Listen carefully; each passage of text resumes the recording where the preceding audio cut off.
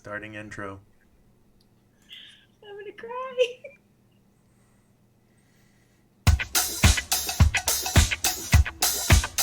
You know they're Diva Dads. They got the cool one. They're Diva Dads. They know just what to say because they're Diva Dads. You can trust them in the music.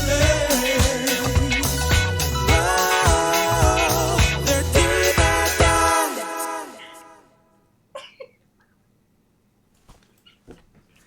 Hey everybody, welcome to Diva Dads, episode 14. Oh man, this is already making me laugh. 14. We have the guy that started all this mess later on in the show. Can't wait to talk with Mr. Rob. But let's talk about our weeks first and get on with the show. So how was, actually Mike, let's start with you. How was your week, sir? My week is great. Working hard, but got my first housewarming gift for the new house. A friend of mine, and all of you would appreciate this. It is a Topo Chico citrus candle. Oh my god. What? That's amazing. It's amazing. I mean, I don't want to die, but if I die tonight, I would die happy. So, What does it smell like? says Natasha's Knickknacks hand-poured soy candles. It's like a citrusy lemon, kind of a lemon lime flavor. Okay. What does it smell like? It says I smell with my eyes. What are y'all talking about? Can you give us a little bit of mental process of why your facial hair is the way it is? Well, I obviously have a cosmetologist in the family, Daniela, and she was experimenting on hair last night, and it just got too late. And I was gonna go 5 o'clock shadow, but 5 o'clock shadow turned into Magnum PI. So What? That's not. That's Magnum. not Magnum. um, That is Tiger King. That is 100%. I mean, I saw Daniela. Daniela saw me. What she sees. Tiger King. Oh my. I saw. Oh God, no. Moving along. Rodney, Yes, sir. Dobson, how are you doing? I'm good. I'm good. My parents were here this weekend. Awesome. Yeah, so I'm still cleaning up after them. Got to go to IKEA this week with Carrie and Dustin. Literally filled my car between the three of us and all the stuff that we got. It was a good day. Then I got to see the Cochran's new house last night. They just moved and it's beautiful. Awesome. Imagine. Got to hang out with Haley. But yeah, can't believe it's already Thursday again. I know. Yeah. Okay, Wow. Rodney, how was your week? My week's been pretty good. Yeah. I went into my classroom a couple of days ago and tried to figure out how to make it socially distant. And so I don't know. We'll see. We'll see how it goes. And Pickett got a new little thing. You can't see it. It's back here behind me. Maybe you can see it. Pass the booze. No, you can't see it. So it's cool. So Mandy ordered it off of the interwebs, and it's this little box, and it's got his litter box goes in. The dogs can't get in because dogs are gross and they eat cat poop. It's real gross. So the dog, he can get in, but the dogs can't. So it's awesome. But then we've noticed today, I put it together today, and we noticed the doors, they have doors on it so that you can get to the litter box and clean it, whatever. And but he will go in there and just come out the door. Like he just pushes the doors open. So it kind of defeats the purpose of the whole thing. So I'm going to have to I don't know, work a latch or something, but it's all good. It's all good. Awesome. But yeah.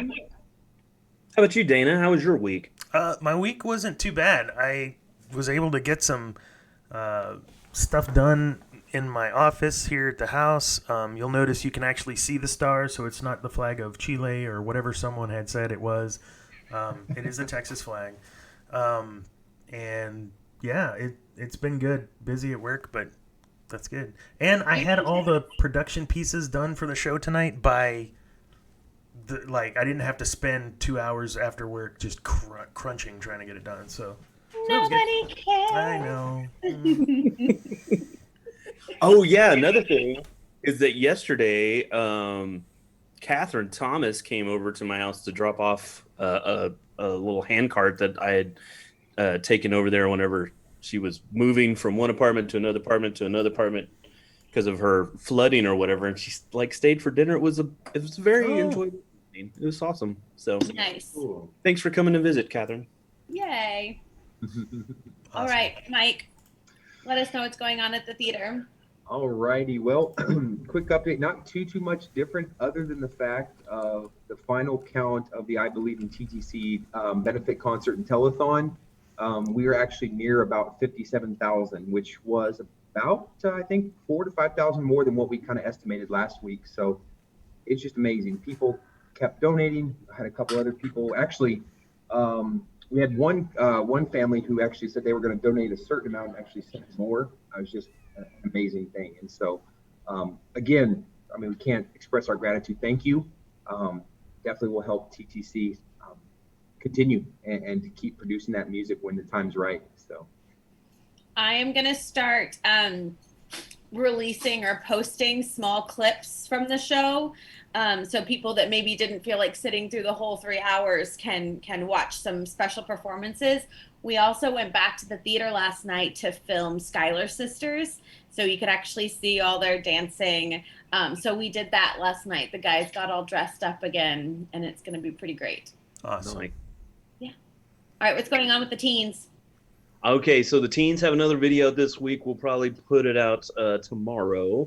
The teens this time are talking about how they're, what their quarantine's like. So for all the teens, it was pretty cool because I mentioned last week how we had some technical difficulties, and this week I was able to kind of put my teacher hat back on and do a tutorial for the video editors out there, and kind of help them with the some of the stuff that they were doing. So that was kind of cool. Got to help them out with a little bit of that. So speaking of teens and my particular teen, my teen got braces this week, and she's always smiling super big. So I think she likes that she has braces because it makes her feel old, but it's also they're like just tearing up her mouth. If any of y'all have had braces before, you know what it's like when you first get them. It's just like the inside of your mouth feels like it's gone through a meat grinder. So we're trying to tell her to be tough, but it is what it is. It's hard. Yeah, it's hard. Well, Mike, I'm going to take this next one away from you. So Roger Pine's on vacation right now. So I brought in some substitutes to do the Roger Pine breakdown this week. Here they are talking about cats. Don't lie to each other. Hi! Hi. Yeah. I'm Bo. I'm Benjamin. And this is BBB. BBB. The Bo Benjamin Breakdown. Yay! Period. Yeah. Alright, so I reckon we're going to be reviewing this show. Ready? It's called Cats. It's called Cats. Cover Murphy's ears. Cats. I don't know much about the show. Really? No. Okay. But based on the name, I reckon there's cats in it. It's a bunch of cats, yeah. Got it. Yeah. Okay. Reckon they'll be singing cats. They'll be singing cats, okay. Yeah. What kind of cats? What are we thinking? Maybe a tabby. Maybe a tabby. Maybe some kitty cats. Some kitty catties. Yeah. No, How just about a run of tabby the mill. kitty catty? Tabby kitty catty. A tabby kitty catty. Excellent. Excellent. God, that's it. That's the best one. Alright, so there's these tabby kitty catties. catties. And there's something with a UFO, I reckon. An unidentified flying object that hits them up to the moon. Takes them to the moon. And is that finale? Like that's closing off to the moon. Oh yeah, and the rest of the show before it, I reckon, is like singing. Sing. Very good. Cats. Such a good show for you to go see. If there were one show in Broadway that I would describe as one of a kind, It'd be cats. It would be cats. You know. So I'm just gonna redirect what you were, get you on the. Go for it. So it's the Tabby Kitty Catties. I mean, obviously, it's the Tabby Kitty Obviously. Catties. And they're like having this ball. They're having a bit of a ball. No. Yeah. And Cats don't have bowls. What They're I- cats. Yeah. They're neutered. Yeah. But they're having balls and just. Training to be a father. Yeah. So the Tabby Kitty Catties are having a ball, and they're trying to show this really old cat named Old Deuteronomy. Deuteronomy. That was it, yeah. That one. So that one, and they're trying to impress him or her, and trying to show the old cat that they want to go to like heaven cats or something like that. And then at the end of the show, like they go to the moon or something. No. And like a I was space thing. You were spot I on. was weren't making you? that up, wasn't I? You were spot on. You were spot on. And there's that really one that the membrane. Membrane. Alone in the moonlight. Thank you for watching. Thank you so much. We love you. Hope you're staying safe.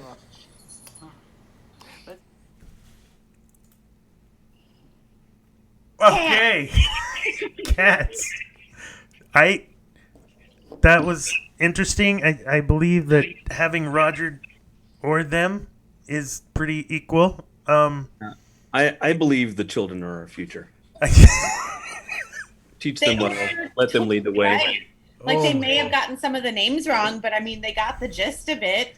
There's cats, there's a ball, there's a UFO. Like all of this is true. I thought the name of that tune was Memories, Well, yeah. not membrane. Well, it's not membrane. Look who you're talking to. Oh. With the kitty ears and everything. I was impressed. We've done Cats at the Theater, which people don't always believe, but we did, and it was really, really good. That was actually, I think, one of the last shows that Randy did. We didn't have a lot of adult men, so we basically bullied him into being Gus the theater cat, and it was amazing. You think we should do it again? Cats? Yeah, y'all ready for spandex? Sure. When we I- got I- our costumes, we basically were all saran wrapped. Like you basically covered yourself in saran wrap, and then you put your costume on, and our costumer Dawn would spray us all. Like she had airbrush, and so she would spray it while it was on you. So you're basically wrapped in saran wrap like a scarecrow, and then she would hand paint your costumes, and then you'd have to stand in front of a fan while it dried. For Oh, every sweet. show? No. To like color your costume. Hey, I was like, wow, every show. Yeah. Yeah, that's a lot. And But just that's still a lot of pouring cats. in Saran wrap sounds like awful. Like No, that was awful. And then once you did the makeup, like setting spray wasn't like a big thing back then, so you would just use hairspray. Like you would just take hairspray and like just cover your face in it and just sit in front of the fan until it dried. No. that doesn't sound like fun. Mm-mm. Mike looks excited. Do it. Okay, so we're moving into our guest, Rob Gretta. No. So, Rob, No, you What? skipped me once. You can't Oh. skip me again. Oh, that's totally Diva burn. totally a burn. Okay, I so have here's the I have things stipulations in my contract, Oh God. and one of them is there's a weekly cocktail. So Continue. yeah, Dang, Adrian. This is what happens when we invite super important people. I just get the shot. All right, hold on. Talk like amongst Chrissy? yourselves. I thought he was ready, so I've already queued the production piece. Now this is just not. Do it. Just go for it. Well, yeah, I mean, he's so slow and he's not prepared. That's not my fault. A lot are like you when he drinking? prepares for his lines. Okay, I'm back. It's time for another cocktail. Are you ready? Can you hear me? I can't hear you. Yes. Okay. We can hear you. All right, today we're gonna make the boy wonder. You know, I have these kids that I take along with me on my crime fighting sprees. I just always like little boys to hang out with me at spandex. So that's what I do. So the first thing we're gonna start with Rodney. is this. No. You know what it is. No. Cats. No, it's orange juice. Okay. All right, so you're going to need 3 ounces of orange juice. I had you go in there for a minute. I've seen the show. It's pretty good. That Rodney guy knows how to make the cocktail. All right, so you got your 3 ounces of orange juice. And you're going to add to that 2 ounces. Excuse me. You're going to add 2 ounces of your ranch water. Now, the original recipe of this called for sparkling wine or champagne, and I had to go into specs without the boy wonder because he's not allowed, and I couldn't bring myself to do it, so I brought ranch water. It's fine. It's gonna be fine. Okay. All right. So you got your orange juice and your ranch water. Now you need your vodka. Okay. You need a silver vodka for this. And this one is Jose Cuervo. He's a friend of mine. I like to drink too with a little orange juice and ranch water. Okay, all right. Are you vodka? No, tequila. Okay. Batman's already lit. Damn it, Dana. How many of those have you had tonight, Batman? None of your business. So stir it with your cocktail stirrer. Looks pretty tasty, right? But that's not it. Because, no, not those. All right, you're going to need some grenadine. All right, and this is where the skill comes in. So 2 of you there on the diagonal, y'all can just like wait, just to ask your bartender. Adrian, I'm sure you could do this. All right. All right, so you're just going to put a little bit on the back of your spoon so it goes to the bottom of the drink. And there you got the boy wonder. See, it's like the color of his tights. Oh, all right. Yeah, it's sweet. It's too sweet. All right. Go on with the show. Introduce Rob Gretta for the love. I love me some silver vodka. Whew. Heck out of gold vodka. Yeah, I was a little confused there, Rod. Rodney, where'd you go? What happened? Who was? What are you talking about, vodka? Oh, somebody left this fruity drink for me. Oh, nice. All right. All right. What are y'all waiting on? For the love. We've got an important guest waiting in the waiting room. So this important guest was a guest director 3 years in a row at the theater company. He started with Hello, Dolly. He came back for ThreePenny Opera, and then most recently last summer he directed Sunday in the Park with George, followed did by you see that one, Dana? You did it. Huh. All right, continue. Diva. You'll have to explain that to Rob. Here he comes, because then he followed up by directing Mamma Mia, which included you goofballs. Hi, Rob. Hello, Rob. Hi there. How are you doing? I'm great. How are you guys? Good. So where are you right now? I am in Indiana, Pennsylvania, which is about an hour and 20 minutes outside of Pittsburgh. What is the weather like there right now? Right now, it is balmy. I don't know if you can hear my fan. I'm so cheap, I won't turn the air conditioner on. Well, that's not a thing here. You remember Texas summers? I sure do. It's not that bad, no. It's pretty hot here right now. Pretty unbearable. Pretty unbearable. So what have you been doing in quarantine? Well, let's see. I went to go visit my family. Yay. My dad was sick for a little bit, so I had to go home to take care of him. And then between virtual open houses, meeting new students, faculty meetings, yes, throughout the summer, and then figuring out what we're going to do for the fall. At the beginning of this, the president said, well, we have 3 options: face-to-face, online, or a hybrid version of your class. But they never said which one we're doing. So all summer, you're developing 3 different versions of your syllabus, trying to figure that out. So they just said that freshmen can be on campus because they have to live in the dorm. They pay all the activity fees, plus their tuition, et cetera, et cetera. So the upperclassmen are now not happy on social media. But other than that, I've been setting up my teaching in my house. So this spare bedroom now is becoming classroom. Yeah. Do you have a dog yet? I do not, but I'm living vicariously through my friend Sean, who I think is watching.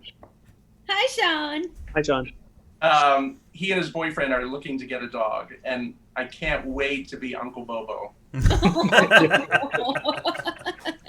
I love dogs so much. I just can't have him here in this apartment complex. So. Ooh. I know. That's lame. But I don't want to move. Yeah, moving sucks. Yeah. 100%. Too many people have been moving this summer. Ugh, Stop. Yeah. Having to create your classes and basically be prepared to teach them in 3 different ways. I think everyone wishes that they knew what the answer was. I mean, same thing with performing. There's no right answer as to how to do this. Everyone's trying different things and experimenting. Stage Center opened their show, The 39 Steps, last weekend, and it's, oh wow. Yeah. And they have this whole like plexiglass thing in front of the stage, so completely separating the actors from the audience. The audience is socially distanced and wearing masks, and I know they've embraced the whole thing within the show itself. So Jennifer Hargis directed it, and I'm sure it's brilliant. But yeah, they're doing their thing. Troupe is having small audiences for various things, but no one has like the magic key to make it all work. No, we're supposed to do Much Ado About Nothing. In fact, I was cast in it, but Equity said, if they're not following the rules, you can't do it. So, and it's not the theater department, it's the university, unfortunately. Well, I know Equity's fighting with Disney right now too, because Disney's ready to relaunch all their shows, but they cannot agree to safety, precautions That's with right. Equity. So they just said, fine, you don't get to use any of your actors. Sorry. Yeah, and then you have some theaters that drop their equity just so they could do their shows. I think it's Beef and Boards, isn't that what it is? Dinner Theater. I think it's out in Minnesota or Missouri, somewhere out there. But they dropped their status so they could perform. Ugh. Woo, man. But no safety precautions are being instilled, It's like. Mostly. There's some theaters that I'm seeing online that are basically like, at your own risk, we're just going to keep going. Come if you want to. Yeah, I think we're going to do, they changed the concept to a radio show. So no audience members, but they're going to live stream it based on them doing a radio play of Much Ado About Nothing. Oh, that sounds awesome. Yeah, so at least they're trying to still give the students an opportunity to perform and the opportunity for students to see a live performance, because not all of them can or can afford it. So I think that's my favorite Shakespeare, is Much Ado. I really like that one. Yeah, I was supposed to be Dogberry, which would have been a lot of fun. Oh. I've been wanting to do that one for a while. But. Yeah. Well, Rodney, you want to get us started? Yeah. So, Rob, we told you that we put all our questions, we put it out that who's going to be a guest each week, and we got lots of response whenever you were announced. So Zach Bratton was the first one to respond, and he wants to know, what was your favorite show that you directed at TTC, and why was it Mamma Mia? Well, actually,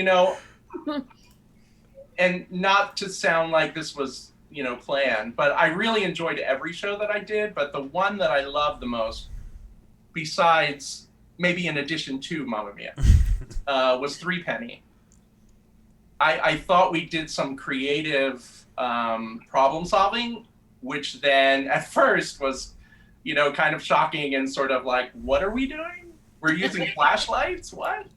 But I hope, and even after I left, I hope everyone still embraced the idea. I just, every show that I've done, the camaraderie has been so great that I love creative ensembles and I like creative problem solving. And so, I don't know, I'd like to do this one again so I can use that effect with the flashlights. Do you remember, so we got a random Yelp review that we don't look too much at Yelp, but we got a random Yelp review after ThreePenny from someone who, did I not tell you about this? It was hysterical, but they were very confused by everything in general, but her main concern was that us using the flashlight signified to her that we couldn't afford stage lights. That was a good one. I'll have to find it and send it to you because it made a lot. It was really, really funny. Oh, I love it. Next one is mine. Okay. Right? Oh, no, Mike, go ahead. Oh, no, I was just going to say, Rob, so when Adrian posted earlier and said, hey, Google Rob and credits, I did. I Googled you and I saw a long list of performances and I don't know if you were in it, directed it, but at another theater at some point you were involved in ThreePenny Opera before, years ago, or? I was, yeah. In grad school, I was Tiger Brown. Oh, okay. And then I directed it 2008, I think, here. And then with you guys. Gotcha. How different was your 2008 production versus what we did at the theater company? Well, we did it in the round. Ooh. And the concept of the show is that the ensemble members, I wanted to celebrate them a little bit more than just furniture movers.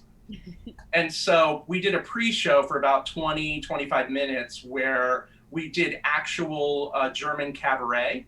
Oh my gosh. So we did skits from the time period, songs. This one student knew French, so he sang the Taxi song in French as a transvestite. I mean, it was just like we were in the Kit Kat Club when people came into the space. And then all of a sudden, when the overture started, all of the tables went away, all of the actors went away, and then we started. That was so much fun to work on. I love working in different configurations too. I think it adds something, especially ThreePenny. It added sort of that Berliner ensemble where this German company is going to England to do this production of, and so it was kind of fun. Well, so Cody, who was your set designer for ThreePenny Opera, he wants to know, what's the #1 role you would love to play but will never be able to due to age, race, gender, etc.? Interesting question. Well, very Cody question. That because of my age, I won't be able to play? Yeah, or race, gender. Yeah, it would be Che Guevara in Evita. I understudied him many times, and I never got to go on. Oh. But I did get to sing with the orchestra when the other Che was sick. Oh, so I at least got the performance of singing. It was a symphonia. It was Allentown Symphonia in Allentown, Pennsylvania. That was one of the roles that Randy was up for in the 70s in New York. Really? Mm-hmm. Oh my gosh. Yeah. That would have been so cool. Oh, I love that show so much. That was my first national tour, was Evita. So what did you play in it? I was mostly a dancer in an ensemble, and then they asked me if I wanted to play, or no, not play, understudy Magaldi. And I said, sure, I'll learn it, but I'm having more fun as a dancer. Yeah. I was a soldier, a general, a townsperson. I mean, it was just so much more fun to be in the ensemble for that show. And Magaldi gets to come, he's got the one great song, but he does. King George. He pops in, sings a little, and then disappears for... That's right. And I did get to perform him once at Surflight Theater one summer. Oh, good. And so I at least got to play him, which was fun.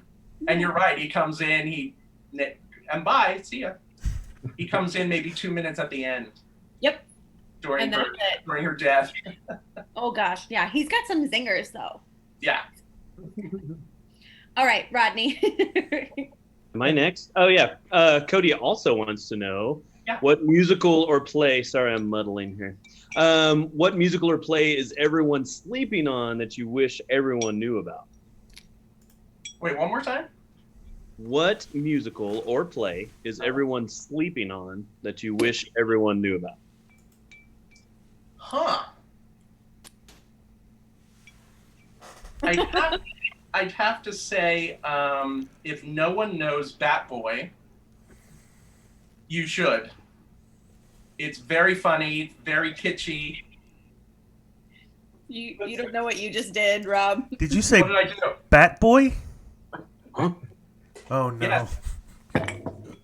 That's awesome. Where's your mask?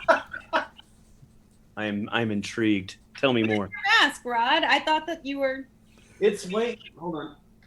I can't reach it. It's too far away. Rob, tell us about Tell the dads about Bat Boy. Well, it's based on, you remember the Worldwide News magazine? They would say, aliens found on 3rd Street, be careful.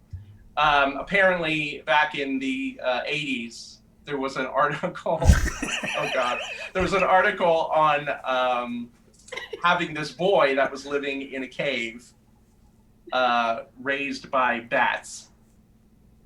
And the musical is about the experimentation that you figure out how it unfolds, who he's related to, et cetera, et cetera.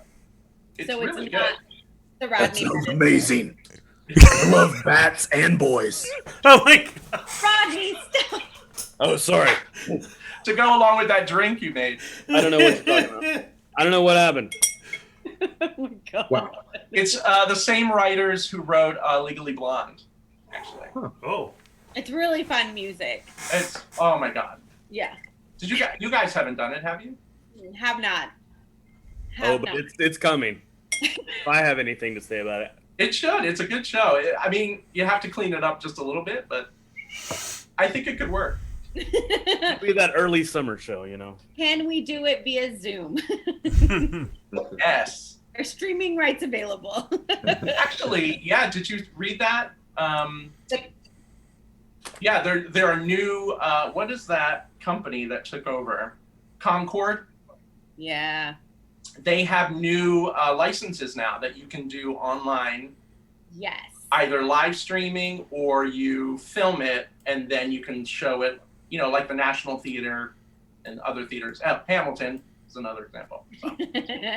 Yeah, Concord owns Tuck, and so we might be switching that back in our season. We were trying to do It Should Have Been You first because there's less people. It's a little bit safer and easier to kind of keep people safe. But now that Concord's gotten a lot more flexible with streaming, we might be switching back to Tuck. But then the hard part is, okay, we can stream it, and so we have an audience that's safe, but the cast is like 35 people. So how do you keep that cast safe?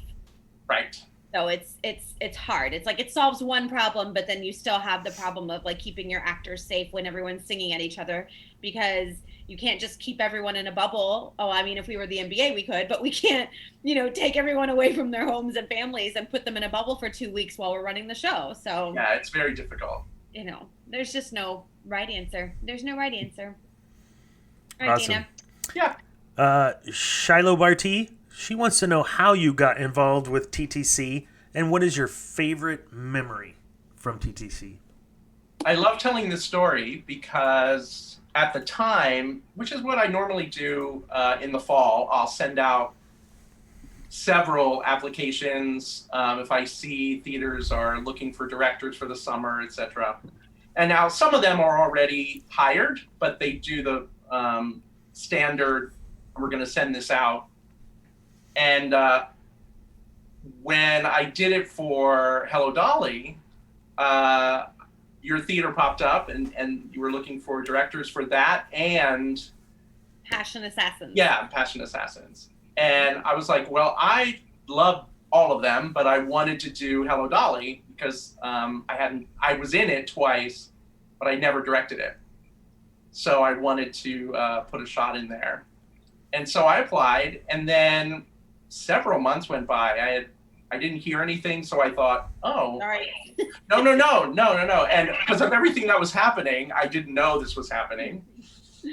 Yeah, Right. it was a little crazy. Yeah, it was a little crazy. But then all of a sudden I got an email and you said, am I still interested? And I was like, oh my God, yes. And that's how it started. Yeah. That's And awesome. we And the second had- part of that was What is your favorite memory of TCC? God, there's so many. I think, it was outside of the theater mostly. Watching The Bachelor and The Bachelorette actually still makes me giggle with glee. Taylor convinced us last summer. I've never watched an episode of The Bachelor or The Bachelorette, but she convinced us last summer that we were going to have to watch this as a group, and we did. And there were almost a few breaking points where I was like, I don't think I can take this anymore. But we did it. We made it through to the end. Yes. We made it through. But that was oh man, there were so many dumb people. Just watching them try to articulate themselves. Yes. And then just all the cat fighting with all the dudes it was hard. It was There was a lot of testosterone in that one. Was it? Okay, wait, Great. speaking of Shiloh, because that was her question. Rodney, I yelled at you 2 episodes ago because I was like, you said you didn't remember Shiloh in Sunday in the Park with George, but she was our stage manager. It wasn't you, it was James. Yeah, okay. Yeah, I was like, it wasn't me. That couldn't have been me. It was James. James was like, well, I don't know, Shiloh wasn't in Sunday. And I was like, yeah, she was. She helped stage manage it, and she was amazing. That's right. Um, It was. But the other thing, speaking of Hello Dolly, did you get to see any of the I Believe in TTC concert? I did. Between my other Zoom meetings, I try to fit it in. But I plan on watching it this weekend. Well, if you hadn't gotten to it yet, Adrian Rowell does do Before the Parade Passes By. Oh, yay! Good. Beautiful. I'm It's so beautiful. excited. Good. All right, Mike. All right, Cynthia Bradford, she wants to know, what is the most difficult show you've directed in terms of bringing your vision to fruition, and why? That would be last year's production of Pippin. Oh, yeah. On several levels, it was very difficult to have it come to life. I think I was being a little too esoteric with it, and I'd like another shot at it, but maybe 5 to 10 years from now. And on paper, it seemed like a really good concept, but in execution, it really wasn't. Oh, and the other thing, I did it in Thrust. That was the other thing that I really wanted to try. I don't like that show in Thrust. It needs to be in proscenium. Yeah. The style of the show is very vaudevillian, so it has that kind of flavor to it, and I think for some reason it just didn't work, and that's okay. I'm willing to do it again, but many years from now. Dads, are y'all familiar with Pippin? No, I just Not wikied so it much. because I was like, is this the Lord of the Rings show? I don't know. No, I saw it pop up on my Broadway HD feed, so I'll be watching it soon. The most recent version or the... I don't know which one it is on Okay. that streaming The service. most recent version is really fun to watch. Yeah, I think conceptually that is my favorite version of Pippin. But it also, having that be, now that style is like the expectation. Because Gary Thomas has been dying for us to do Pippin for years, but especially with that newest revival with all the circus tricks and all this aerial work, that's what people now start to expect from Pippin, and like, we can't really do that. Oh, I can do that. Bro, let's do it. Let's do it. All right, Rodney, next season, opening with cats. Follow Nice. So I noticed, like I said, I just wikied it, and Bob Fosse is like part of the original thing. So is it got the whole like? Is it got very? Join us. Yep. Yeah. Very Fosse choreography. If you ever watch the musical Fosse, there's some really amazing numbers from Pippin that are used in Fosse. That's right. It's so good. It's so good. Rodney. All right. So Michelle Campbell Green, she was a guest on our show a few. And birthday. What? Today is her birthday. Oh yay! Happy birthday! Happy She shares a birthday with birthday Leslie to Odom you. Jr. Oh. She wants to know, so that we don't have to listen to all of Dana's happy birthday song. What show have you directed in the past that you would love to direct again? And then what would you change with the new production? Oh. Well, I think I mentioned it earlier. I'd really like to do ThreePenny again, but I want to incorporate the German cabaret with the show, just because I feel it adds so much flavor to the atmosphere, and then it gives an opportunity for, like I said, the chorus and the ensemble to have bigger highlighted roles. And that was weird because I did it in the round, which I really liked, but perhaps that could be in thrust. The vaudevillian aspect to it, like having those cabaret acts, that really helps almost set up context for people to understand the show. Like, I really like that because it helps people grasp like what the show is trying to do. Yeah. And like the way the characters are already used is vaudevillian, but people don't always understand that. But by creating this framework where it's like, oh no, these are things that we're showing you, these little vignettes, that it puts the whole show in context. It's really cool. Yeah, I think so too. And it also helps with time period, because we kept the time period of the cabaret. So it was pre-Nazi Germany. So at intermission, I had a Nazi youth come through with pamphlets. Oh my God. And I had banners hung up in the grid, and they dropped down, and they were Nazi propaganda posters. That's brilliant. Oh my God. Everyone was just sort of, what's going on? Yeah. So it was a little bit of cabaret mixed with ThreePenny, but I think it lends itself to it, like you said. So the story, about this Yelp review. One of the things that happened after we discovered the Yelp review with ThreePenny, because we've never really looked at our Yelp profile. We're not a restaurant. Like we didn't think that people were using that for us. Well, we saw when we found this Yelp review for ThreePenny is that the last pictures that had been uploaded for us were the producers. Oh my gosh. Swastikas all over our pictures. And so once we saw it, we were like, oh my God, if you were to look at us on Yelp, you may not even understand you probably don't understand the concept of the show. You just see a whole bunch of people in corps uniforms, because that's what we use, swastikas.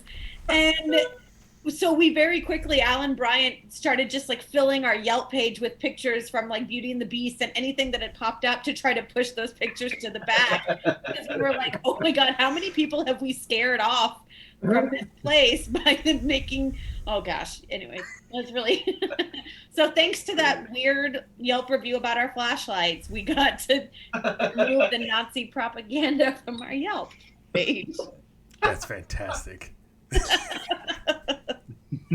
Okay, Mike. Alrighty. So Rob, Nicole Gordon-Hanks wants to know, what is your advice to people when they audition and then when they direct a show? You mean in terms of what to audition with, or anything? Yeah, she didn't really. Was coming to you for advice. Okay. Well, one of the things that I noticed is that depending on the show, depending on the director, the company, but also the audition ad, sometimes people don't read it completely. And I've been to auditions where at the bottom, you know, they do all of the information that you're supposed to do. And then at the bottom, they say, please don't sing from the show. Or if it's a Sondheim show, please don't do Sondheim, do something else that's similar. And what's the other one?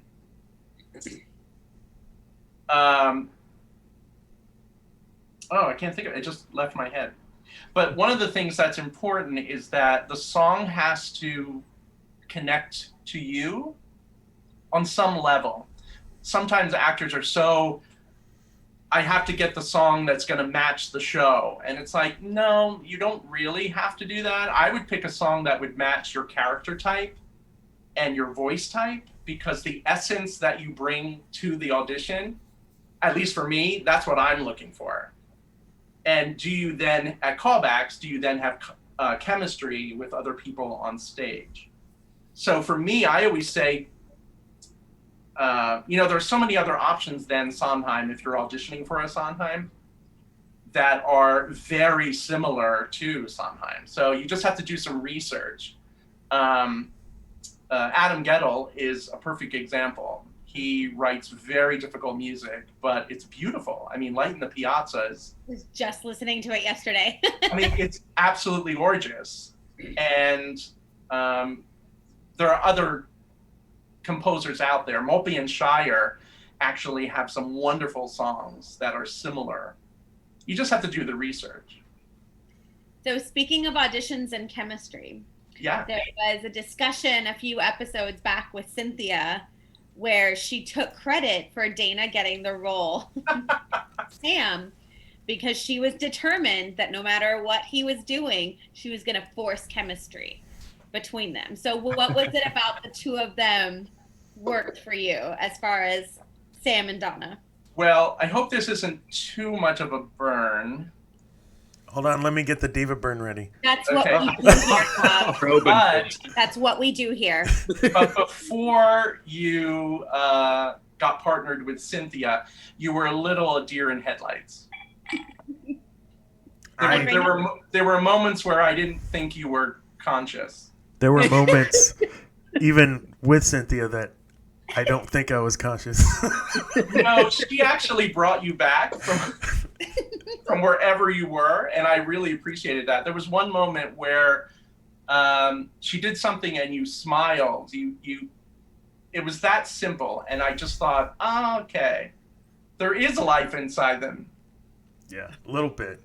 I gotta tell you, man, I was scared to death. That was my first real audition ever in my life. And I mean, I've auditioned for The Voice. I've auditioned for bands. I've auditioned, but for theater, I didn't feel like it was a real audition. The first one I did in the quartet, we just walked up and, you know, I've told that story before. But for this was my first real audition. And knowing that I didn't know who you were made it that much more scary. You're a very scary person sometimes, Rob. I don't know if you know that. You have this look. No, that's not. That's his truth. I'm telling the tea. You have this look of, and I don't know. I didn't know you, so I didn't know what that look meant or what you were thinking, and it scared the crap out of me. So No, it was all good. And you know what's funny? The way your auditions are now, when you have dance first, well, it happens in the lobby, but then I'm actually looking at you in the dance call. I'm seeing how you relate to other people. I'm seeing how quickly you're picking up the choreography. Or how slowly. What'd you say? Or how slowly. Or how slowly. Hey, I'm here. Or those people that sort of hide in the wings. Don't want that. Right? So I'm looking at all of that long before you sing. And this is what I tell my students too. I said, you know, the audition starts long before you even come into the room to do your solo piece. Yep. So that's why I think you were more nervous, Dana, because when you went up with individual partners, when you were with the group, and I remember when I was auditioning, I was like, oh, I got to take this on whenever I do anything. Work your song, and you're scoping everybody out. And I remember when Dustin was on our show, and he was like, he saw Tyler, and he was like, oh no, like that's my competition, and he was like daggers or whatever. But whenever you do the dance call first, you're having to watch everybody and kind of learn the dance itself, and you're not so much worried about how much worse or better you are than whoever else is around you. You're just trying to put on a good show with other people, and so I would imagine that doing that dance call ahead of time kind of minimizes that a little bit. Yeah, it takes the focus off of me, right? It's all about us. How do I fit in even when we break it down into smaller groups? Yeah. So yeah, I think you're right. Catherine Thomas would like to know, what's a show you've worked on that you thought you were going to hate but ended up loving? Well, I hate repeating myself, but the first time I did ThreePenny, me and my faculty wanted to do Urinetown because it was just released, and it's similar to it's an homage to ThreePenny, actually. Yeah. Spoofing it and farcical elements from it. And the music director at the time didn't like it because she didn't like the name. She didn't like the title of the show. And so I was like, okay, fine, let's do ThreePenny. And I thought, well, I did it in grad school. No one's going to come. Oh, it's so academic. Blah, blah, blah. And, well, that changed. People really seemed to like it. The thing that happened was we used to do our musicals in February, just because that lined up with the way the orchestra could play with the shows that we were doing. And unfortunately, everyone got the flu. Oh, God. Oh, my God. It was like the plague. I mean, yeah. Not making fun of the pandemic, but it seemed like everyone got sick to a point where they were getting me to go on as McKeith. Oh my gosh. And I said, no, this can't happen. This is not going to happen. I mean, so I did we did a little gender bending anyway with the show. My McKeith was actually a woman. And the narrator ended up going on for her. Oh my gosh. And so it did work out. It was just, oh my gosh. So on the flip side, was there a show that maybe you started out loving, but then ended up hating? Pippin.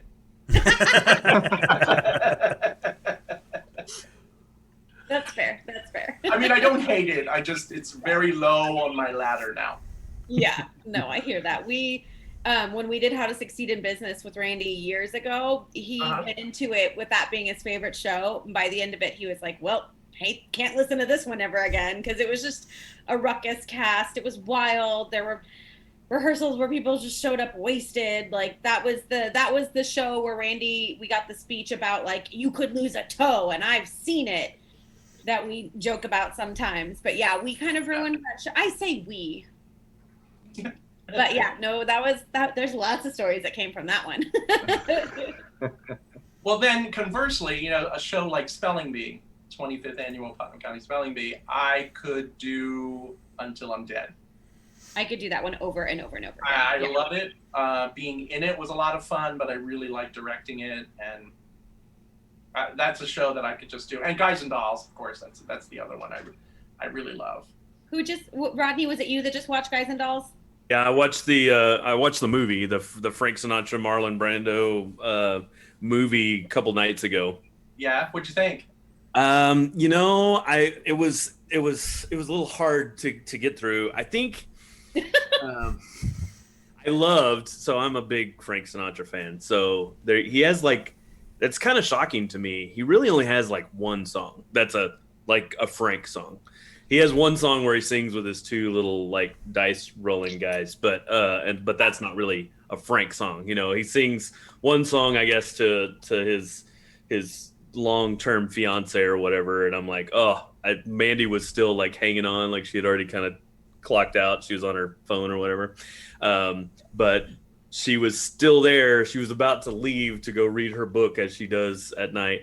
And and I was like, oh, this is what I've been watching the whole show for, is to watch Frank sing, this song. And then, of course, it was before Luck Be a Lady. I mean, that's great. And the opening sequence was amazing. Like the whole, the dance and all through the town and all the characters pocketing each other, and the girls coming out of the theater and trying to get the guys' attention. They were looking at the movie poster and they weren't getting it, so they went into the shop and changed and came back out. It was that was phenomenal. But then they got into the story and I was just like, come on, get to Frank sing. So anyway. Someone told a story, I think someone told the story on Dads After Dark a few weeks ago about a production of Guys and Dolls where their ensemble was extremely small. So the whole opening of Runyon Land consisted of just a handful of people that were constantly changing clothes and across here and then back as someone else. I can't remember who told that story, but I was like, that sounds hysterical. Oh my God. A lot of people back and forth. Yeah, I love Runyon Land. I think that it sets the mood again, and the audience knows what time period we're in, who the characters are, and I just love that. The latest revival of Kiss Me Kate did that. Do you remember? Oh yeah. Yeah, the beginning of it. Oh my God. Ugh. That was the one with Kelly O'Hara, yeah? Yeah. Ugh.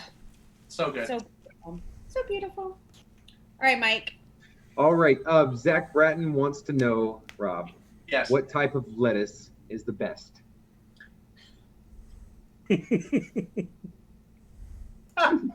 Well, it's funny.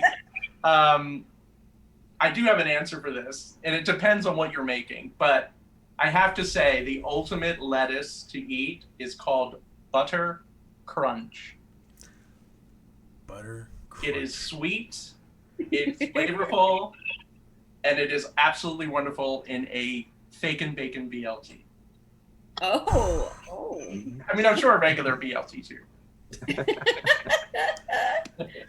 Oh gosh. So you're on this favorite. Beth Aiken popped in the YouTube streaming chat. She's watching live right now, and she says for us to ask you what's your favorite bar that you miss in BCS. And if you don't say Carney's because of the time we had there, we might have words later after the show. No. Objection, leading the witness. The witness. What's your favorite bar that you miss in BCS? Obviously, it's my kitchen. Oh, God. I have to say yes. No, I actually really liked Carney's, but no, there was one that we went to. Oh my gosh. And Beth drank like a sailor. That doesn't narrow the list. What Beth does. I can't remember the name of the bar. It was so much fun. And you had a ticket, you had a card. Remember that? Was it World of Beer? That's it. That's okay. That was it. Yeah. That was it. I enjoyed that one too. But the thing I liked about Carney's was just being able to sit back and first of all hear each other, but also just talk about life and theater and kibitz. It wasn't anything planned. We just sort of did it. Carney's is also home to the Twisted Topo, the Topo Chicos, where they just pour out a little bit and then pour in your vodka of choice. So good. So good. Okay, David Manuel has a question. He would like to know what led to the transition from actor to actor-director, assuming there was one. Well, actually, this October, I turned 54, and it'll be 30 years that I've been an equity actor, but also a director. I didn't start directing until I was 24. And a producer, a friend of mine said, we want to do a Mall in the Night Visitors. And I said, oh, okay. And he said, I would like you to direct it. I had never directed before, ever. And after the panic died down, I watched the movie and listened to the album. Yes, kids, it was an album. And I thought, I really like this story. It touched me on so many levels. And then to actually get to do it with opera singers and this boy soprano that, if you've ever worked with boy sopranos, on opening night, they go through puberty. It's the second boy soprano I've worked with that has done that to me. So glorious sounds, C above high C. I mean, just beautiful, beautiful. And then croak, ribbit, dog. Oh no. So we got through it, but other than that, it was a wonderful experience. And that just happened to be a friend saying, "Hey, do you want to direct?" Now, I've always had sort of an interest whenever I was in shows. I would sit with my friend Christina, who's also an opera singer. But at the time, we were in high school doing community theater. And I would lean over to her and I say, "I bet the director is going to say, walk stage right, pick up this glass, do whatever, blah, blah."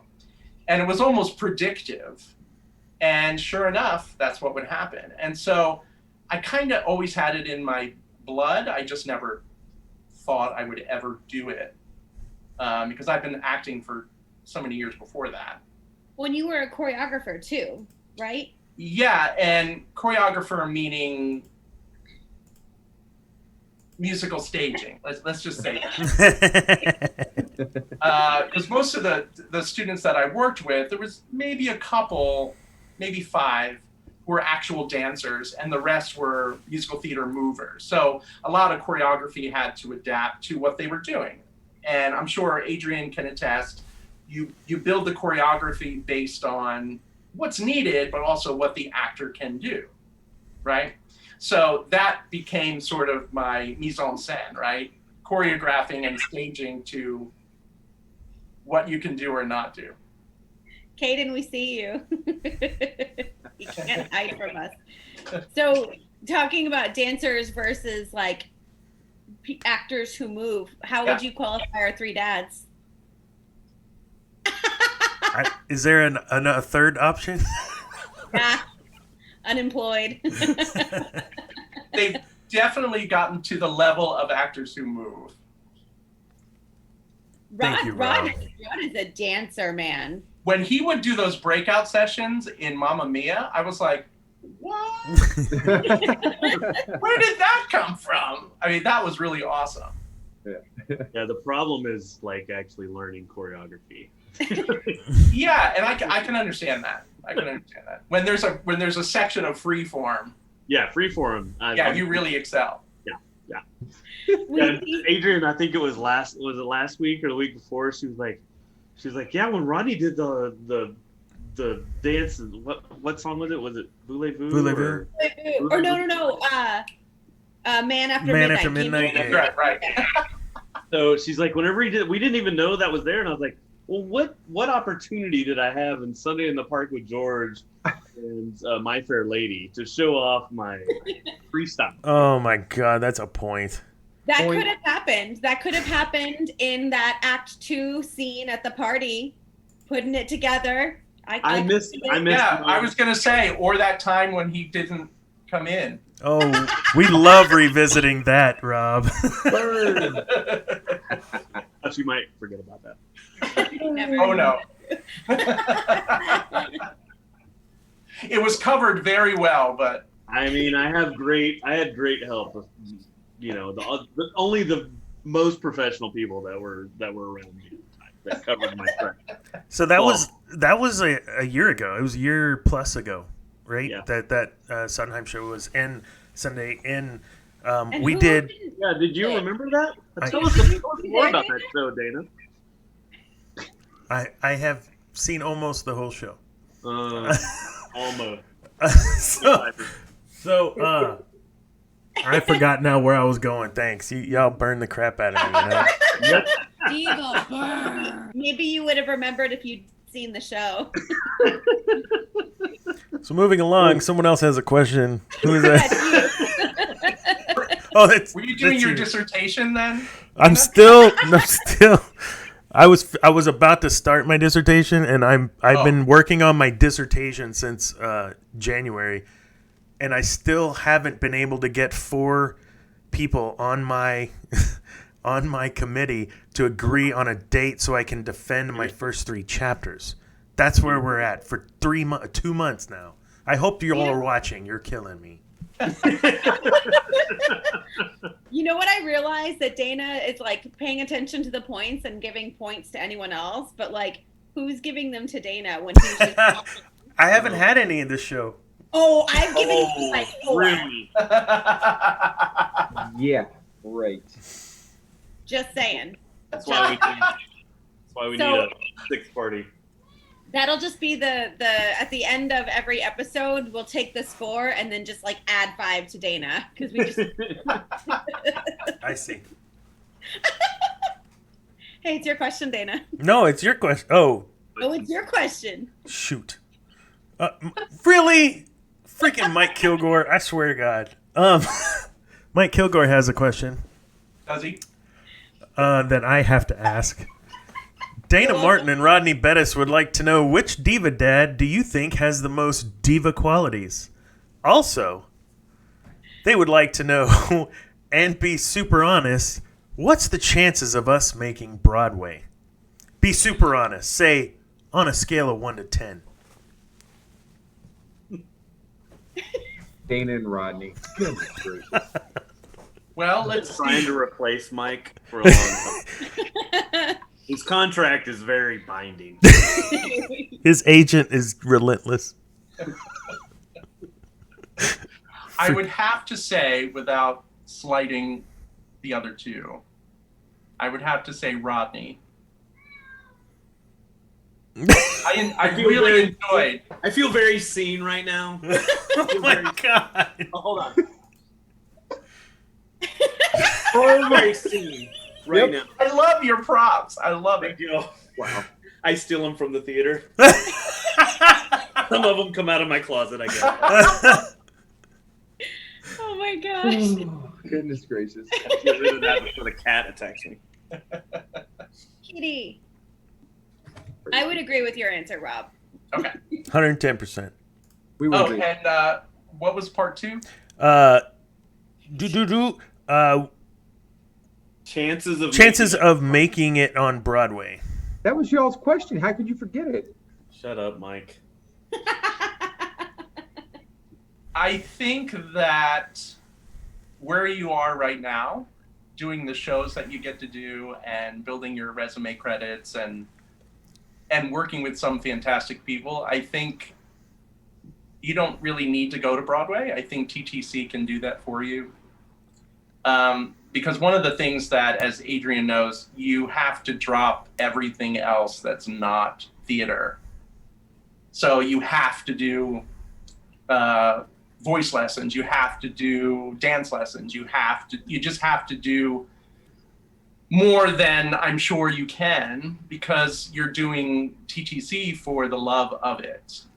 And not saying that people that do Broadway don't love it, they do, but that's all they do. They focus on that, and they're laser focused. And I think you're at the right place at the right time. Just keep doing shows well, commit to them fully, and you'll get the same experience. It's just happens to be in College Station, you know? Mike, what is this weird smile you have right now? Like, what's going on? Oh, yeah. What is that? It was just a lovely way of saying, don't quit your day job. Rob just totally. I love it. Well, I didn't want to be that brusque. But Oh, that was good.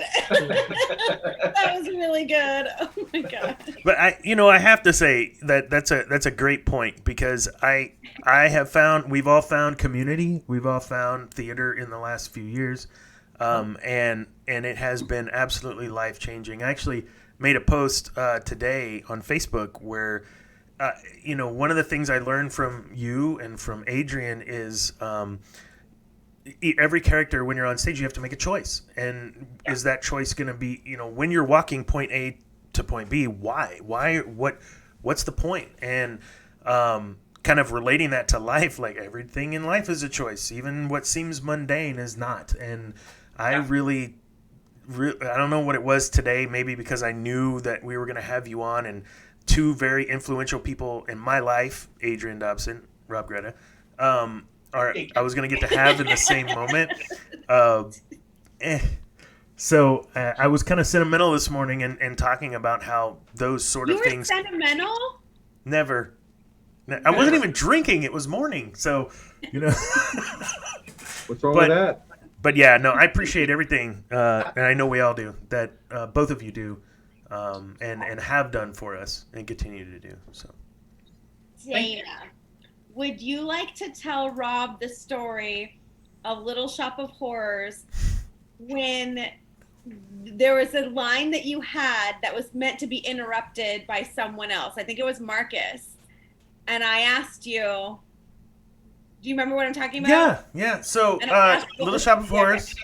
I was Mushnik, and which was freaking brilliant. I loved it. I loved playing Mushnik. I didn't even go out for Mushnik, but that's what Adrian saw best, and as always, she knows best. It's a great role. I played it before. God, I loved it. So, we won't talk about how my lines depended on Rodney's lines, and he never nailed them. That's a different scene. Oh, that's a different story. Okay, you went the Marcus one. So Marcus comes in, and he's the guy that comes into the flower shop. It's like, what a strange and interesting plant, And yes, yeah, okay. So, I'm talking. He interrupts me, and Adrian's like, "Well, what else is there if he doesn't come in on time? What is he saying?" Right. And I said, well, there's nothing else there. Like in the script, it's ... And she goes, ... And then she goes, okay, so what else is there? She's trying to coach me and bring that out. And I go, ... She goes, yes, but Dana, what else is there? And I go, just like Mamma Mia, ... I don't know what you want from me. And it still took another minute or two for me to get it. Like, keep talking.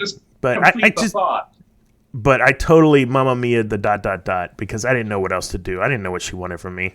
I remember the moment that the light bulb turned on because you were yelling at me. You were like, there's nothing else on the page. And I was like, no, Dana, what are you saying? Finish the sentence. Like, finish your sentence. There is nothing. There's no more sentence. And I was like, Dana. And then his face where he was just like, oh. He did the same exact thing in Mamma Mia. All the time. Yes. Okay, now you can talk bad about Rodney. Yeah, so apparently the gaffes in Sunday, the hits kept coming in when he was Orin Scrivello DDS, and I'm supposed to come in, and I'm back there vaping because, we're modernized. Looks great, scenery, and I'm like getting like, okay, dude, like I can't keep vaping back here. I need to be able to breathe for the song coming up, and he just would never say his lines correct. I kept waiting, and even Madeline and Hudson at one point were just like waiting and looking, and so I just came through the door. I didn't know what else I was supposed to do. We're in the middle of a show, and he's not giving me my lines. But at least I went, as opposed to not making it for the scene. Oh. You can't blame that whole scene on Rodney, though. Between the two of you, there was a constant like, who's... What? I couldn't even hear you, Dana. Does not care if you're in the back listening to me. I don't care.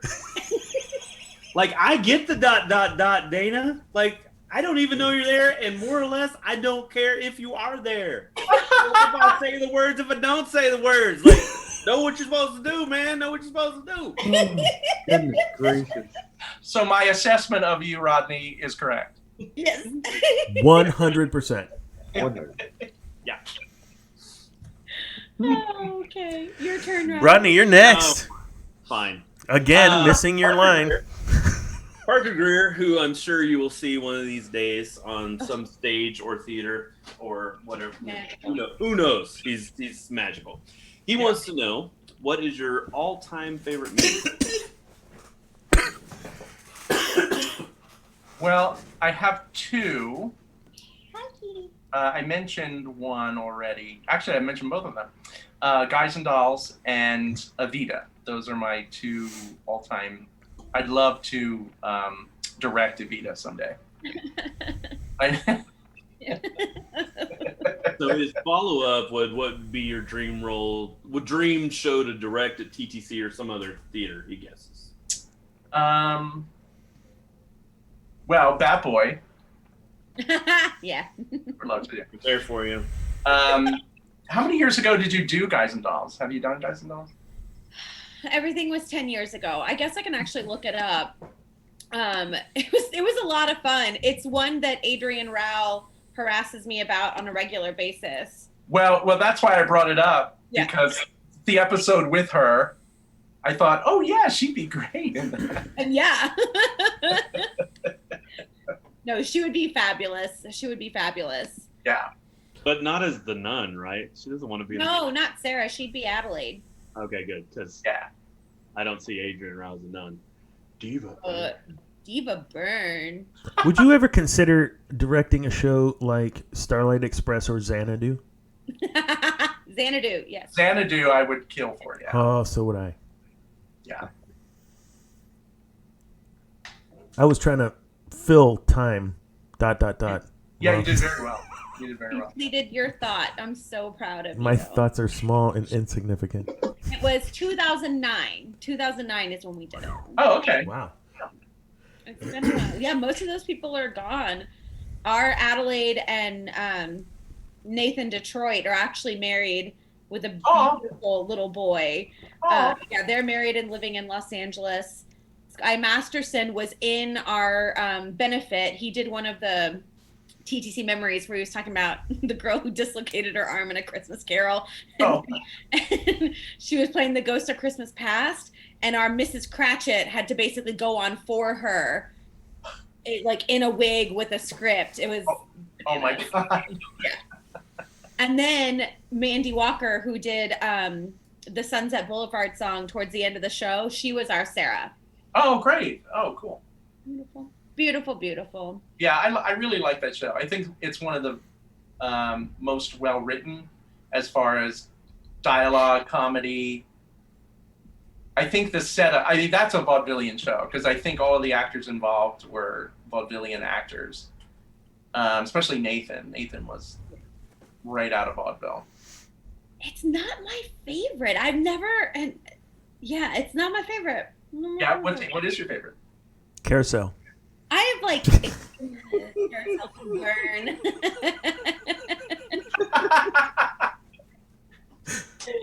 Oh, it should never happen again. I have like easy favorites. Like Cats might be my favorite today. I don't know. Spelling Bee is one of my favorite. Chorus Line to me is like a perfect musical. I love it so much. Love Evita. I love so many. Yeah, I do too. Yeah, I don't have favorites.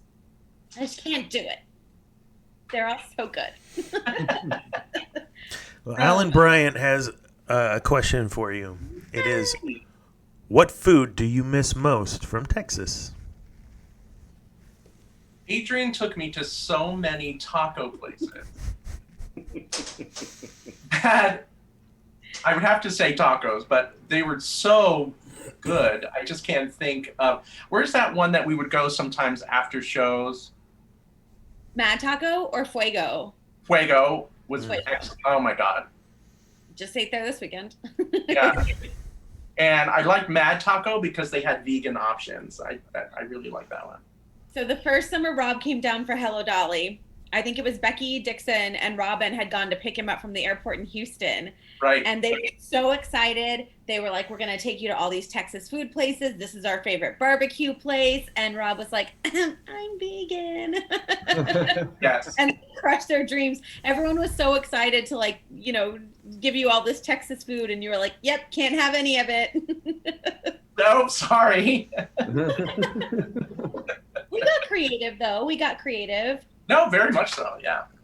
We went to RX Pizza a lot. That's Ooh, good. I love that. Yes. Good stuff. Yeah, they have the Sith Lord pizza.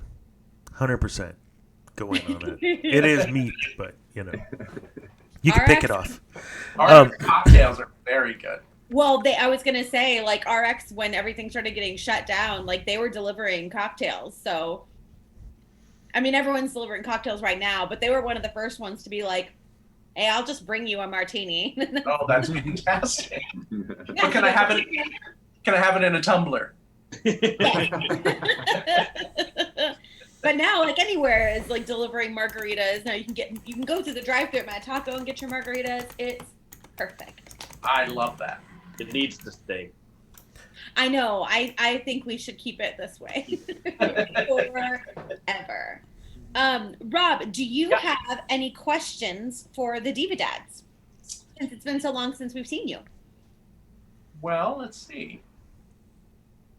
What inspired you to start this TTC Diva Dads? Well, funny story. We like whiskey. We like each other.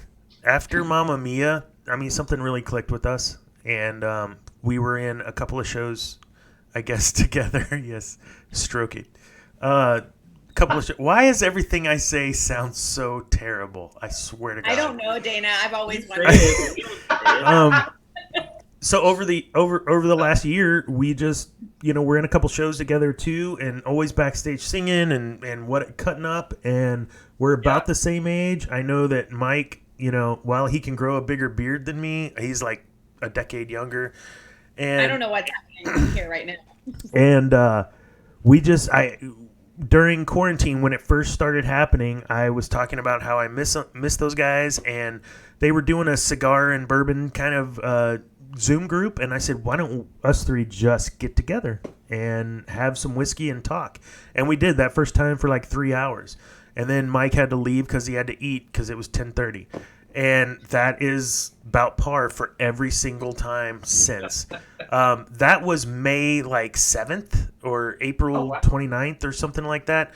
Actually, it was a couple of weekends of April. Then after 2 weeks, I said, let's bring in a guest, just us three and a guest, and we're not recording it or nothing. So I asked Riley, who had just started working for me, who was our Sophie, right? I said, she's the daughter, we're the dads. And so Riley came in and drank some whiskey, and we talked. And then I said, man, what are you doing tonight? To Adrian, because, sorry, I forgot your name. Because we were in a TTC board subcommittee meeting or something, and I was like, what are you doing tonight? This is what I'm doing. She said, that sounds fun. The very next week, the first episode of Diva Dads happened, and because Adrian got a hold of it.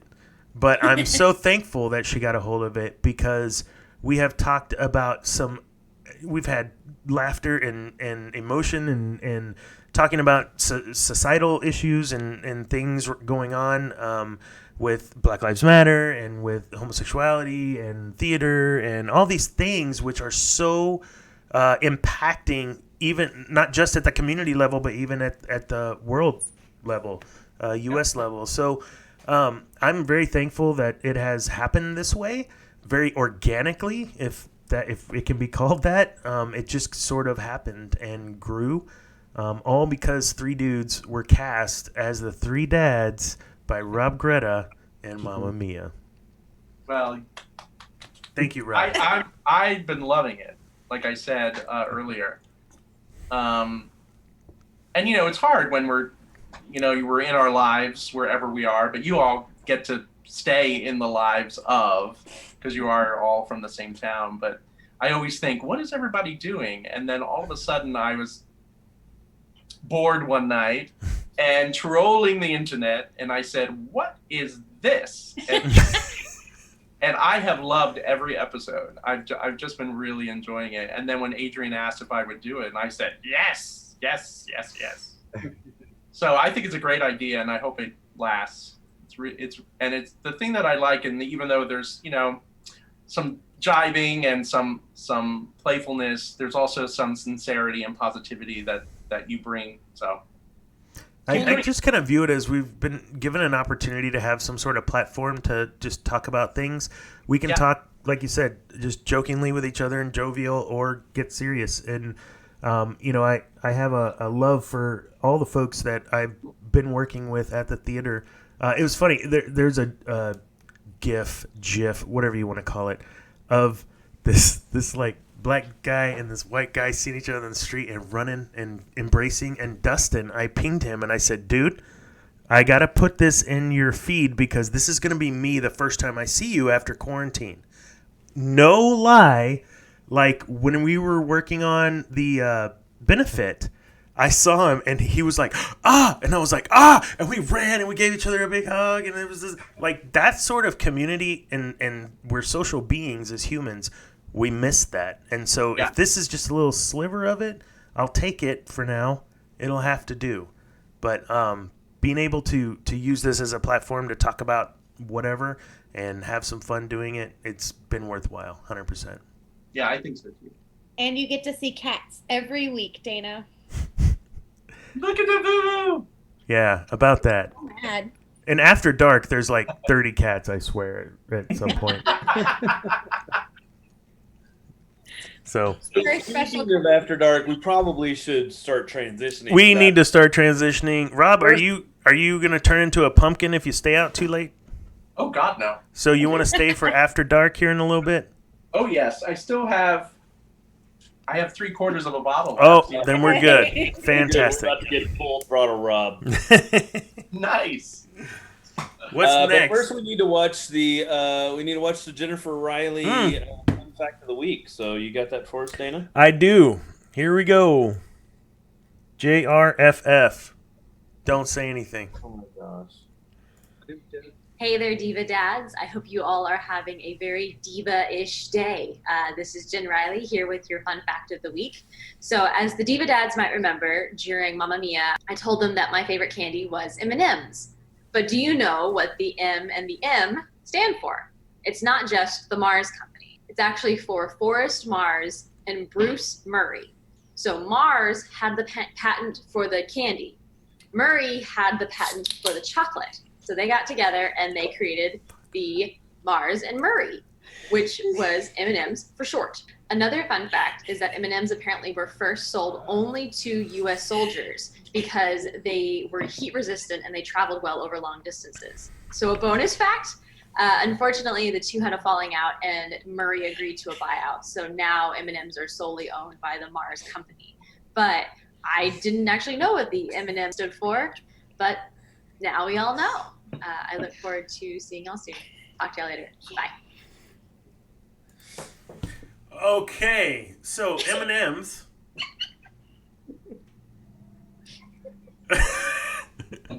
M&M's you know, so M&M's. I could eat my weight in peanut M&M's. I don't know about y'all. Not at the theater. Not at the theater, you won't. Actually, have you had the dark chocolate peanut M&M's? Oh. Mm-mm. Oh. I can't have. They have milk in them. Can't have them anymore. Womp womp. Do they make chocolate without milk? What'd you say? Can you make chocolate without milk? Yeah. Called a You cocoa. use, yeah. And you can use cacao chips. That's that like dark stuff, right? Yeah, it's very dark. Oh yeah, like the 85%, something crazy. Yeah, 80 and above, actually. Oh, so good. I feel dirty when I eat it, but in a good way. agree. Sorry, I don't know where it comes from. So I'm going to have to start getting creative on how to make noises during these segments. oh my god. That one was a good one. I just real quick. We did have one more question. From our preacher in Mamma Mia, Brendan Martin, had one more question he threw out there. As a character actor, is there a particular archetype that you most enjoy portraying, or that is especially challenging for you? We talked about this at Carney's. We did talk about this at Carney's. How much beer did he have at Carney's? Does he remember? I love you, Rob. Help me out. Discussion at Carney's was basically like, you know, what's the difference, or not necessarily what's the difference, but I think I brought it up that I feel like I am more of a, like, you have those people who are method and they totally, like, they have to, and Adrian was talking about how Randy was like this, like he would just get totally into a character and you couldn't like really talk to him at all before shows and stuff like that. And then I was like, I said, I feel like I'm more of a character actor where, you know, I could be this and I could be that. I mean, I've been the bad guy. I've been, you know, I've just been the bad guy. That should tell you something. Typecasting myself anyway, but I feel like I'm more of a character actor, and so I was asking a little bit about like what your feedback on that was. Like, what kind of actors do you prefer working with? Do you like the method? Do you like the people who can kind of weave in and out of stuff, or the people who are just who they are all the time? Like, you're just Samuel L. Jackson. Like, Samuel L. Jackson's a great actor, but he's also always Samuel L. Jackson. Like, he can be Mace Windu or he can be Jules. He's always kind of Samuel L. Jackson. He's just, you know. Yeah. And it gets to a point where actors have that stardom, that star quality that you can't help it. But I prefer someone like, speaking of which, you know, like Tom Hanks, for instance. You know it's Tom Hanks, but he absorbs himself in dialects or losing weight or just his physical appearance. You know, I prefer actors like that because that's what I like to think I am. I like to, back when I could do this, I would lose weight and gain weight, grow facial hair. I don't have to shave my head because it's natural. But when I was younger, I had to shave it, you know, and I would change my appearance to fit the character. And some people used to think that was method, and that's not method because I could end rehearsal and go back to being Rob. Not that I was never Rob during rehearsal as an actor. I am. It's just when I'm on stage in that character, I'm trying to listen and respond honestly to the other person as the character I'm trying to portray. Method actors, nothing wrong with those that were or are, they work really well for film because sometimes scenes are shot out of sequence. Mm-hmm. And so dropping in and out of character is very difficult. And so whenever someone says, oh, you should do Meisner, and I say, only if I'm going into film. Because Meisner's excellent for film, TV actors. I just don't prefer it for, I like the old school and the old notion of, you know, back in the Greek and Roman times, you literally took off the mask and you were the actor. And curtain call for me is the time where I take off the mask and I am Rob, thanking the audience for coming to see me and my castmates. So I don't prefer method at all, actually, for stage. I just don't. Well, what about some of those parts where there's like one person who is pretty much on stage the entire time? Like I was watching, and this wasn't necessarily the case with this, but I was watching Kevin Kline in Noel Coward's Present Laughter, which isn't a musical, but I was watching that, and you know, like he's almost on stage almost the whole time, you know, and then like I know that Mark Benditson is in a play right now, 39 Steps, where he's on stage in almost the entirety of the play. And so I kind of wonder if being method would help a little bit for those types of roles where you're just like, where it's, you have to be that person for such a long period of time. Yeah. Except for 2 times when I played Man in Chair in Drowsy Chaperone, which I love that show as well. You're on stage the entire time. Mm-hmm. But I'm also Rob the actor. So say a prop fell or something happened or somebody skipped a line or whatever, I'm still cognizant of what's happening in the real world. And I feel sometimes Meisner gets people in a haze and they forget that they're actually a real person and not just a stereotype or a caricature. Yeah. Rodney, your question, because you were talking about certain actors like Samuel L. Jackson is only ever like one type of character. And then I started going through characters that Samuel L. Jackson would probably not do well. And so here's what was going through my head. Samuel L. Jackson as Tevye in Fiddler on the Roof. Never. That would be hilarious. And I would go. It's tradition, mother. No. Samuel L. Jackson as the wizard in Wicked.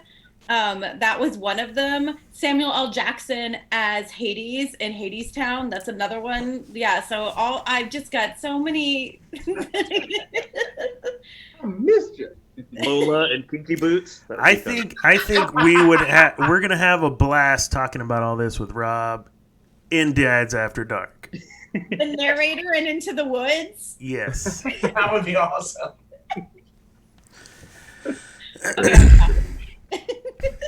All right. All right, guys. Well, Rob, again, thank you so much for joining us tonight. It was amazing. And I hope I know I speak for all of us here. We can't wait till you actually come back and we can do this thing live again. And I would love to. I would love to. Sooner than later. Everybody else, thank you so much for watching. If you get to watch this, if you had something that was memorable about Rob, Gretta, and you want to post it on Facebook or your Instagram, make sure you hashtag TTCDivaDads. Also, make sure you visit us at TTCDivaDads.com. We have multiple ways you can connect with us via social medias, however you choose. And then we just thank you so much for watching. You Wash that milk off your lip. Catch Mike on TikTok. I'm never going to recover from this financially. Bye, everybody. Thank you, Rob. Bye. Thank you. Guys.